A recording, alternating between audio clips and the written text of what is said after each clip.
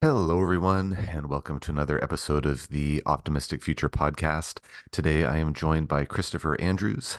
Christopher is the author of a book called The Overworked Consumer, Self-Checkout Supermarkets, and the Do-It-Yourself Economy.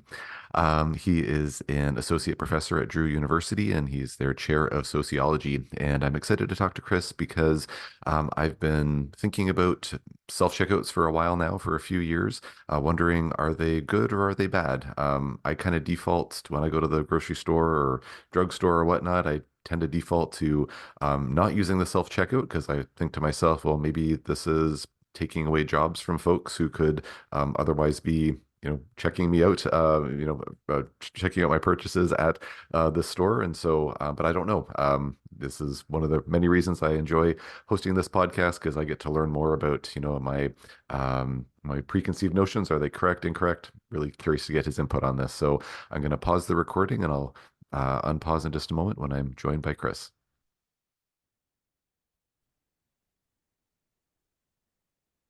All right, everyone. I'm now joined by Christopher Andrews. Chris, thanks so much for taking the time to chat with me today.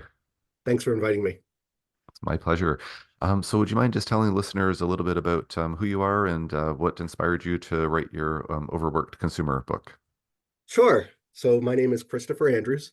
I'm an associate professor of sociology at Drew University, which is a liberal arts college in Madison, New Jersey. And I kind of got interested in this by accident. Um, if you think back to the Great Recession, uh, 2006, 2007, 2008, mortgages, subprime crisis, uh, I was looking for a dissertation topic. And we were reading economic history, economic sociology, so reading, Karl Marx, Emil Durkheim, Max Weber, writing about how the Industrial Revolution was changing society. And we were taking those readings and kind of moving up to the near present, reading about the new economy, reading about the invention of the browser, reading about Google, and I was looking for a topic. And I went to my local supermarket and they had just installed self-checkout lanes. And I went up to one and I was puzzled. I was like, what is this? Why is this here? Uh, what's the incentive for me to do this? And the more questions I had, the more I realized, like, here's my topic. Like, why is a company introducing billions of dollars of technology that could potentially displace millions of Americans at a time in which people are desperate for work and employment? And it raised so many questions. And so I started from that single store and interviewed that store manager and interviewed people in the store, some of his cashiers, many of his customers. And he introduced me to another store manager. And through that kind of word of mouth, I was able to get access to more than a half dozen stores in the Maryland suburban area. And that kind of started this journey. So how did those interviews go? Um, it was interesting because at first, well, for the managers, they didn't know who I was. And so I had to explain to them that essentially I was a really old student and I had a big homework assignment and it was going to be a big paper. And my big paper topic was about kind of their world and understanding what is this new technology? Why is it happening right now? What is it going to do? What do you think it's going to do? And kind of what are the pros and cons of it? And so for store managers, I initially went in thinking this is going to be a job displacing technology. They were like, no, no, no, no, no. Like we would hire 20 more cashiers today if we could. Um, for them, what I realized is that running a store, you're constantly recruiting, training, and hiring people because most cashiers don't last a year. It's got one of the highest turnover rates.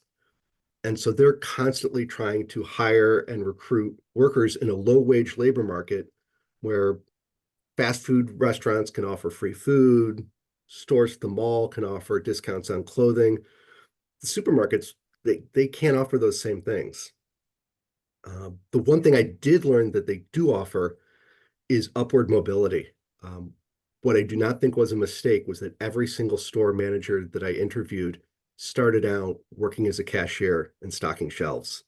Hmm. And so it's one of the few industries where you still have this robust internal labor market where people at the top often started out at the very bottom, which made me all the more concerned about the potential that self-checkouts were going to eliminate cashiers' jobs.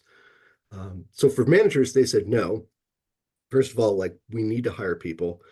They also pointed out that corporate headquarters closely monitored how much sales volume was going through them, um, in part because they wanted to manage the public relations appearance of what they were doing. They didn't want it to come off as something they were forcing customers to do. They wanted to emphasize that there was still going to be personal face-to-face service. So they put internal controls limiting how much. So if they saw too much was going through self-checkout lanes, they were going to notify management, like, you need to staff more hours on the front end. But for managers, they kind of liked having those self-checkout lanes because you kind of had these, you know, somewhat reliable, they're not perfect machines, but you can count on them being there on a day when it snows several inches, right? They don't typically call in sick frequently. Um, so they were more of a solution to a problem that I wasn't aware of than really a threat. Uh, but the other thing that I think we came to quickly find out was that stores quickly learned if they didn't staff self-checkout lanes, customers would either leave and go to their competitors. So Bob Nardelli tried this at Home Depot in the early 2000s. He tried replacing 4 cashiers with 4 self-checkout lanes and then 1 cashier to assist them. People fled in droves to Lowe's. Lowe's stock price doubled. And he's like, we got to undo this. They brought people back into Home Depot. They sold billions of dollars of stuff in like home bathroom remods. So the lesson was, got to be careful how you implement this. But for supermarkets, the profit margins are different. Like they're not selling expensive, appliances, furniture, remodeling jobs. Um, but what they did learn is that you have to staff these because if you don't, people will take advantage of the machines. And I would hear different kinds, and there's a great paper, I want to say Emmeline Taylor at University of London wrote. It's essentially a typology of self-checkout shoplifters. So you have people who are perhaps absent-minded. You don't remember to scan everything. The managers would tell me, BOB, bottom of basket. Always be looking because people will forget to put those items they put in the bottom of the basket onto the conveyor belt for the cashier to check. In some cases, they actually have scanners positioned down there to catch those items. And I've found this myself. In New Jersey, when we started outlawing plastic bags and people got reusable bags, you might go to several different stores. And so you have several different items from different places in your bag, and perhaps you forget to scan something and you walk out of the store. So you have people that forget to scan things. They're kind of, benign, unintentional. Then you have people who rationalize the 5 finger discount as kind of the cost of doing business of, well, if you're going to force me to do this without paying me, then it's going to cost you, one of these things. And maybe you just choose not to swipe the ice cream. And a survey that was done in Britain found roughly 1 in 5 people confessed to doing that, Wow. which I suspect is a conservative estimate. And then you have organized retail theft. And these are people who work in groups to distract and overwhelm security and who deliberately do not scan or misenter items. And so uh, there's an Atlantic article, they call it the Great Banana Trick. But a story that I was told by a couple of managers involved, they'd get this Alaskan king crab legs and be like $22 per package. And they'd get these big skids of these frozen crab legs in the back, break them down, bring them up to the front of the store, put them in the display. At the end of the week, they're totaling up their inventory and they're like, where did all those crab legs go? And it's like, well, in the system, we should still have a lot of them.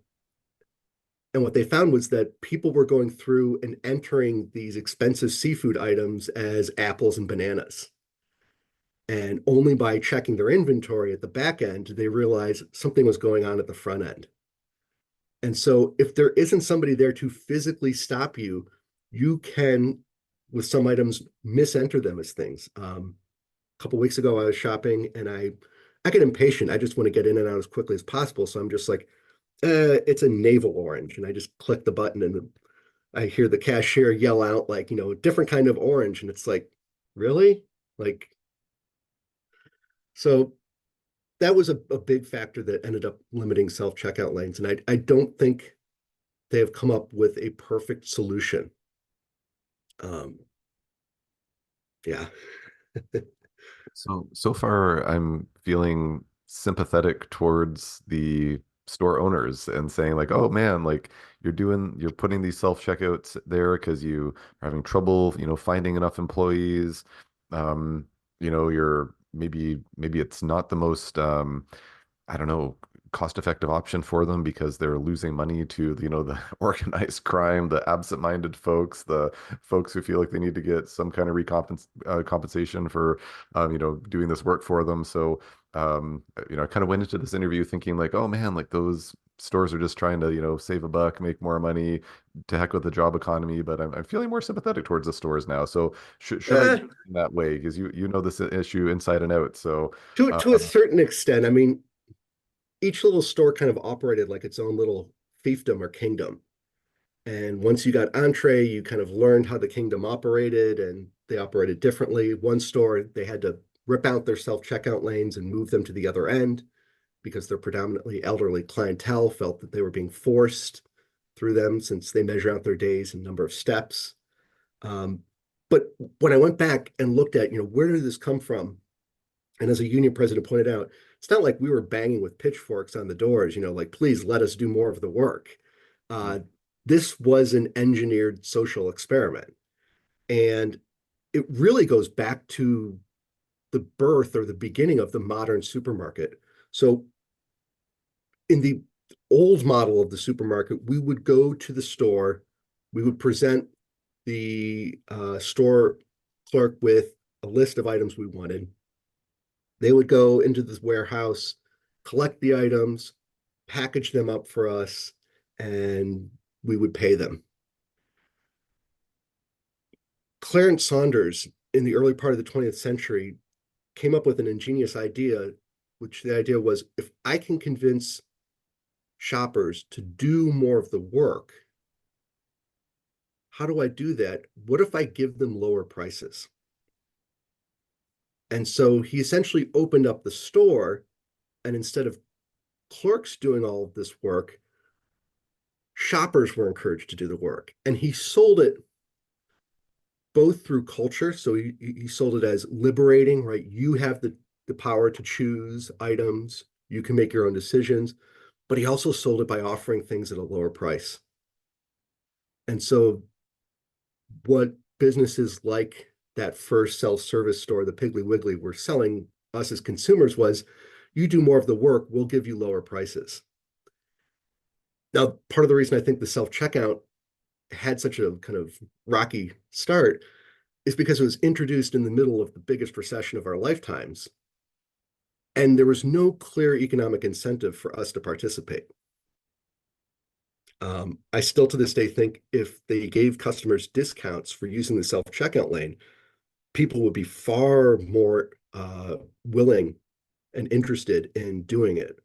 Um, but when you look at those pamphlets that companies like IBM and National Cash Register put out to companies promoting it, they were saving labor costs.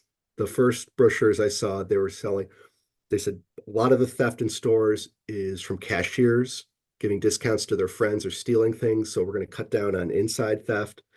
And we're also going to reduce your labor costs. So they really thought that stores were going to be able to cut and reduce the number of cashiers. And so stores were like, great, we're going to buy into this.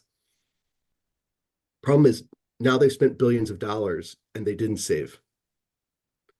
And in the process, they've socialized a generation of shoppers that this is the new way to shop.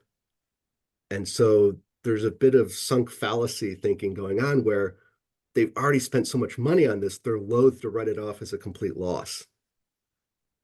And the other thing you have to realize is that the supermarket industry, the profit margins are razor thin.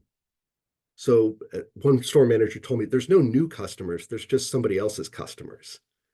And so stores are worried if we don't have X, if we don't have Y or Z, then we're going to lose even just a small fraction of our customer base. That could be the difference between the store staying open and closing.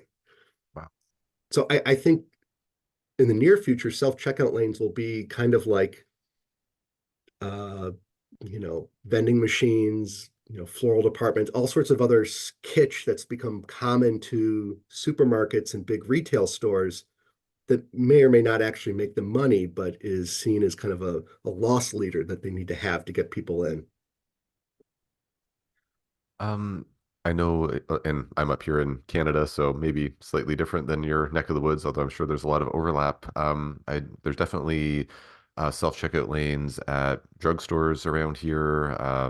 At like, we have a store up here called Canadian Tire, kind of akin to Yes. Home Depot, and Lowe's and whatnot. We have Lowe's and Home Depot here as well, and Rona and various other ones. I'm just wondering, so far I know you mentioned a little bit about Home Depot losing a bunch of customers at one point, but is there data on other store types beside grocery stores? Like have pharmacies, for example, had an easier go of it, worse go of it than grocery stores with the self-checkout I extravaganza? don't have precise numbers on the different types of retail stores, but it has been a problem across different facets of the retail industry. Um, I think what really got traction over the past couple of years wasn't necessarily the theft that was happening through self-checkouts, but the kind of physical brazenness and violence. Um, so I was just on a Canadian radio show the other morning because a flash mob robbed a Dairy Queen. Wow. And so the Dairy Queen was locking up the freezer cabinets. And I was like, well, that kind of undermines the whole premise of being able to see something in there and you open it and you take it out, right? How, they're going to do that for every single customer that comes in. And I think it's the same thing with self-checkout lanes. And now some stores have evolved measures to kind of cut down on this. So for example, Costco, Home Depot, randomly selecting or requiring customers to show a receipt as they exit the store, um, having a single entry or exit point. Walmart is famous for having greeters to make you realize not just that you're being watched, right, but as a disincentive for you to steal. Um, but that was the big discovery, I think, was that the self-checkout lanes were not autonomous. You had to staff them, or you were going to lose merchandise either through outright intentional shoplifting or accidental shoplifting.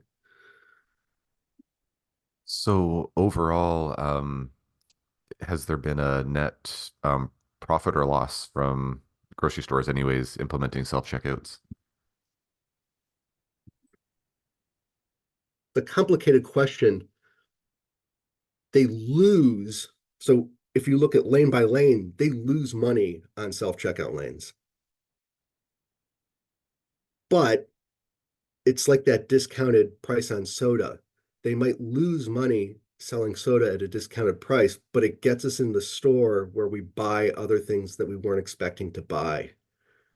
And so I think right now for stores, it's kind of like a magic genie. And the magic genie was like, hey, let me out. I'll save you on labor costs and I'll help you reduce your shrink. And they're like, great, we'll let you out. And then the genie came out, magically waves his wand, turns their loyal customers into shoplifters, and they're like, "Oh no, what do we do? We can't put the genie back in the bottle." And so I think stores are in this awkward position now where it's bad optics for them to acknowledge that they turn their customers into shoplifters inadvertently. They spent billions of dollars on this technology, um, and now it's also become somewhat normalized in the 21st century marketplace to have this option of do it yourself or self-scan, self-checkout. And so I see stores trying different strategies. Some they just removed it. Publix is a chain of supermarkets in Florida, and they were early resistors. They said it went against their corporate culture of providing personal service. And so some businesses have looked at it and said, this is not a business model we want to get into. We want to be in the business where we are physically interacting with our customers, providing them personal service. So some businesses are removing them. A lot of businesses are looking over their shoulder to see what their competitors are doing. What are the big box retailers doing that are going to be driving a lot of the trends? And stores are looking at other technology. I just saw that stores where I am in New Jersey, Instacart with ShopRite is rolling out these smart carts. They call them caper carts, where as you put the item into the cart, it scans it. And unlike self-checkout lanes, it also gives you information, things like coupons, discounts, and gamified aspects that give you the chance to save money, like $10 off, $20 off an order, which I think could be more appealing to customers if they have like a clear, measurable economic incentive. But just like self-checkout lanes, this requires a significant investment. These conventional shopping carts are already really expensive because they're engineered to take such abuse, but adding all sorts of digital technology and media to carts is just going to make them even more expensive for stores. So I really see self-checkout lanes as kind of one form or strategy in a series of ongoing experiments that have been going on over the past century, where these businesses are trying to figure out how can we reorganize our business so that customers will do a little bit more of the work, but maybe we'll be able to offer it at a lower price or do something else to kind of offset that. So a good example would be go to Panera. And Panera has implemented kind of self-ordering tablets at the front of the store. And rather than eliminate part of their workforce, what they found was that it allowed them to do less things like ordering on the front end so that they could do more things like table service, like food delivery, that customers actually want. And so I think that's a good model for businesses to think about is what do our customers want and how can we reorganize to provide more of that? I use the example of it took a global pandemic for supermarkets to adopt, you know, ordering groceries and having them delivered, right?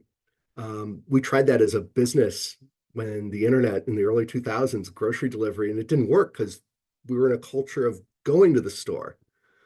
But it took a pandemic for stores to realize, well, maybe we could have curbside pickup. That's not that complicated. Um, So, as far as self-checkouts go, in terms of impacting the job market, is there data on whether it's been a positive or a negative thing? oh, the data is clear. There's more cashiers now than there were before self-checkouts were introduced, and that's even taking into account population growth. And a good kind of corollary comparison I use is a study of ATMs. People predicted that ATMs would also have a negative effect on bank tellers. And what they found was that it was quite the opposite. It simply freed them up to do other activities in banks that made banks more money. So rather than doing these small menial tasks where banks weren't making a lot of money, getting money out of our accounts, putting money in, it freed them up to do things like make small business loans, expand lines of credit. And I think that's a good model to offer supermarkets and retailers to think about is don't just think about simply just shaving off labor costs. Think about how can you use this technology to spend less time doing one thing, but what might you do more of? And so I think some stores are starting to look at things like more Instacart, more curbside pickup, more home delivery, offering customers more deals, rather than simply trying to pocket the savings in labor. Could you kind of get into how more self-checkouts has somehow led to, well, sorry, actually, I should ask first, do we know if there's a direct, is there a causal relationship there that more self-checkouts have led to more cashiers, or is it possibly, because you said there's more cashiers, than ever before, controlling for population and everything. Is it related to the self-checkouts, or is it just a happy coincidence? Well, it's more a failure of the technology to eliminate jobs. The jobs that they thought it was going to eliminate, it's actually dependent upon. It needs them. For example, in my study, I found that about three-quarters or more of the customers that went through self-checkout lanes needed assistance. So they're hardly foolproof. It was ironic. I was filming a documentary in what used to be my local supermarket, and it was just great coincidence that when we went to the self-checkout lane and tried to purchase several items, the machine froze on us while we were filming. And I was like, you couldn't ask, for better luck than that. Hmm. Um, but also as a deterrent for theft. And so as the technology has been added, we haven't seen a subtraction in terms of labor. Um, and also because, again, people that would have been doing those tasks are now being freed up to do things like help customers bag their groceries, monitor the self-checkout lane, troubleshoot other things in the front end of the store. The people that I talked to that worked in the self-checkout lanes actually said they liked it because they spent a lot of their time helping people and talking to people. Hmm.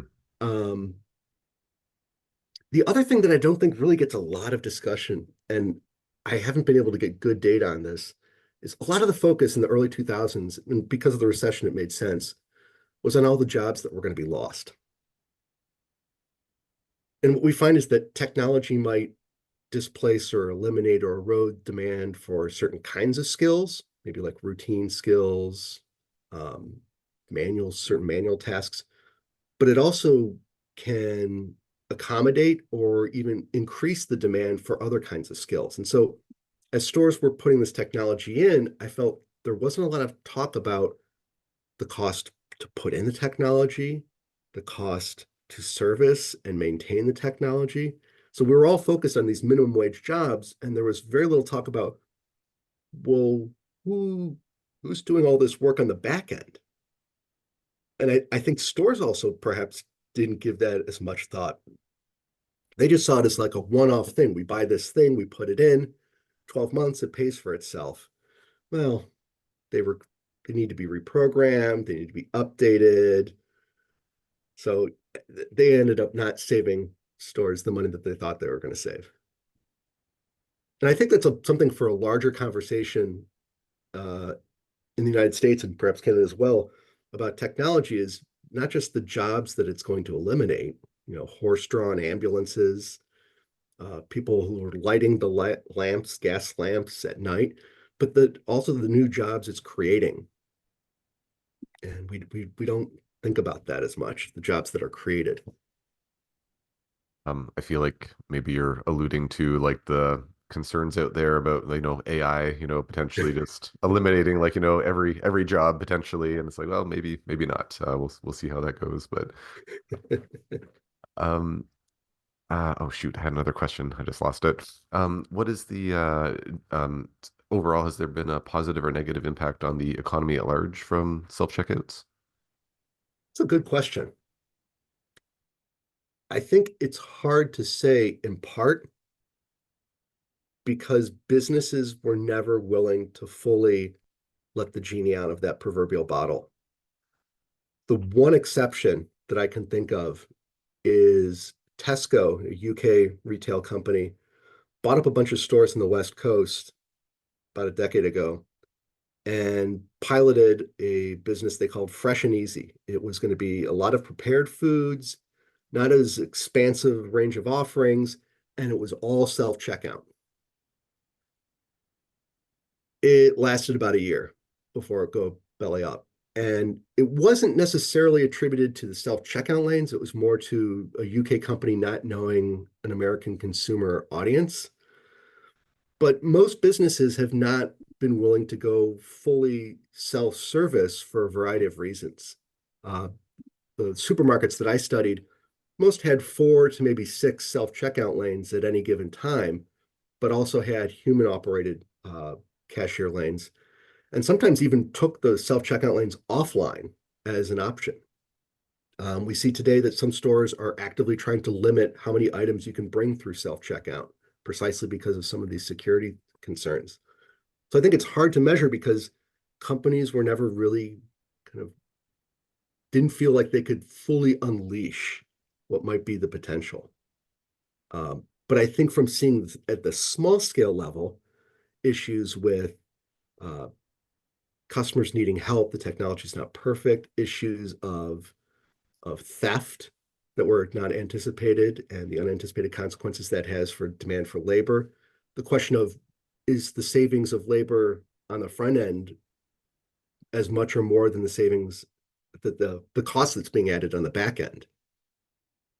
And I don't think stores have found a satisfactory answer to that. This is kind of like we're seeing, this is an early story. And so I put self-checkout lanes in the same big basket as I put Amazon's cashierless store, uh, Instacart's new Caper Carts, of experimenting with technology to see what might be possible and piloting it, but still not being willing to go fully 100% in. But the history is there. When you unpack the history of retail, you start to see the imprint of technology and self-service and transferring paid tasks onto unpaid customers and finding ways to reorganize the space to get that merchandise out and to draw us in. In terms of the dollars and cents, the question I forgot just popped back into my mind. I was listening to your interview for the Freakonomics Radio podcast recently, and I can't remember if it was you or somebody else that was part of that episode, but I think they said that a single self-checkout unit is around $125,000. Is that correct? They range. Some are, $50 to $60,000. Uh, some of the technology that businesses like McDonald's are piloting is six figures, hundreds of thousands of dollars. It is expensive technology, and it's also not autonomous. And I think a lot of the fear we have about AI and automation goes back to our fears about computers, and which goes back to our fears about, you know, the Industrial Revolution, the assembly line, man versus machine, and the limits to which this technology is actually independent of us. Um, AI needs a lot of data read into it to be functional.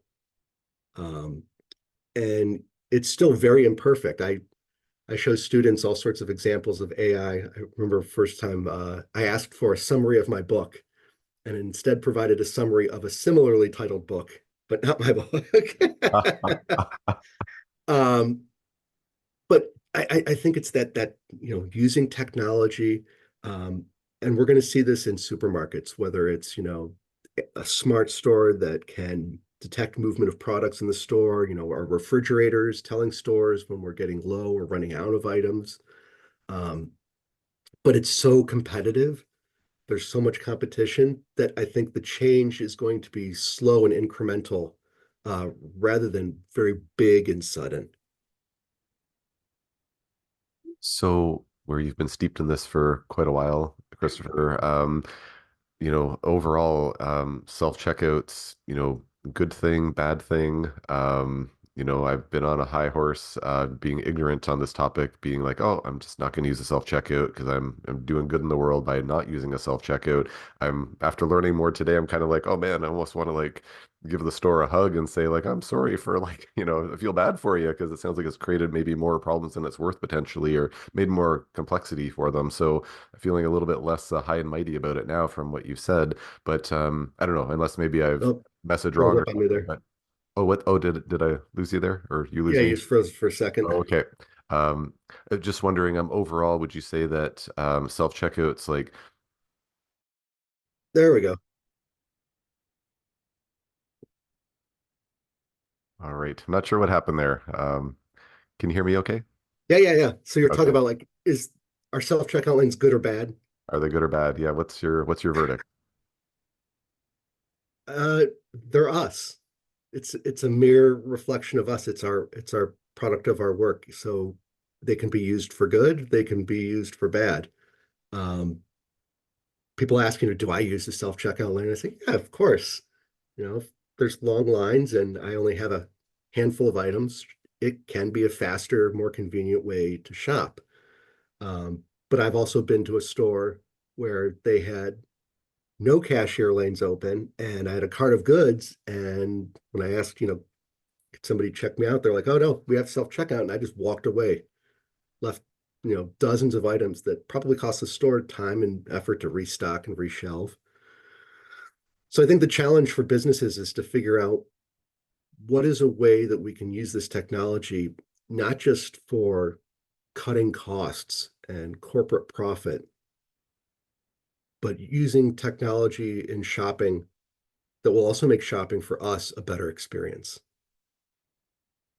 And I think if they do it right, they'll find a way that will both help businesses make money, but also for us make shopping a more satisfying, convenient experience. Sounds good to me. Do you, just out of curiosity, do you do you have do any consulting for businesses? Have businesses reached out to you to say, "Hey, you've been," I don't know, that sounds like a very logical approach to take, but I have my own, I don't have a retail business, so yeah, I'm just curious. Did I people got have, I got reached out to by a company called Zip In, like Zip In and Out. mhm. And they're like, we're a technology company, we're not necessarily a retail company, but their pitch is technology that allows you for cashierless transactions at venues like airports, concert venues, stadiums, with the idea being that we could go to a baseball game and then in between innings we can grab a beer and a hot dog and we don't have to wait in line. Mm. Um, and they asked me to do some consulting for them. They had a big survey, national level survey of attitudes towards self checkout lanes, both from retailers' perspectives, but also customers. And one of the really fascinating things that we discovered was that across age groups, when self checkouts first came out, they thought, okay, younger people will glom onto this, older people are going to have more problems. But what we found when we looked at the numbers was across age groups, between a quarter to a third of customers in every age group hated self-checkout lanes. Hmm. Interesting. And so rather than some sort of generalizable narrative about, age groups and cohorts, it was, wow, a significant portion of the American public hates this stuff, which to me said right off the bat of, well, then that can't always be the only option because you're going to turn off a lot of your customers. Mhm. Um, so but yeah, I if I could do more consulting, I probably would enjoy it. I have my students go into local businesses and they'll like look at the stores and kind of make observations and what is the store doing well and maybe what kind of things might they try to change. And we've used the university bookstore as kind of like a lab sometimes to do little experiments, having students take control of the window displays. Um, But again, I'm a sociologist, so they always assume I'm there to cause trouble rather than to help them drive up revenue. Fair enough. It's funny, Are, when I first went into the stores, uh, I went in there and I had a notebook. I'm taking notes.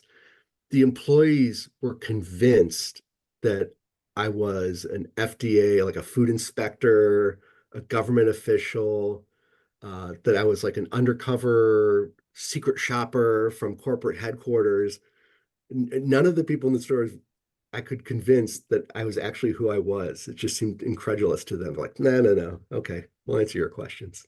mhm. Um, well, Christopher, as our time's winding down here, I was just wondering if you could tell listeners just a bit about your book, The Overworked Consumer, Self-Checkout Supermarkets and the Do-It-Yourself Economy. And I know just before we started chatting for our interview today, you mentioned you're working on another book as well. So would you mind just telling us about those two projects, please? Yeah, yeah, yeah. So The Overworked Consumer is a book about this kind of my adventure into this world of self-checkout lanes and supermarkets and the history of retail and where we're going retail in the future, shopping in the future. Um, and that's out with Rowan and Littlefield. And I'm currently working on a new book with Bloomsbury, ABC, CLIO, about the gig economy. And it's going to include chapters on the gig economy, but it's also going to include essays from people directly involved, people involved in the companies that are creating these jobs, people who are driving for companies like Uber and Lyft. And that should be coming out sometime 2025, 26. Great. Well, folks can stay tuned for that. Well, Christopher, thank you so much for taking the time to chat with me today. This is very enlightening for me personally, so I feel like I have a much better understanding of this issue, and I think it's something that a lot of people would be interested to listen about as well. So, thank you so much for taking the time. Oh, blast. Had fun doing it. Thank you for inviting me. All right. Well, thank you so much, and thank you for everyone listening to this episode of the Optimistic Future podcast. Please stay tuned for the next one.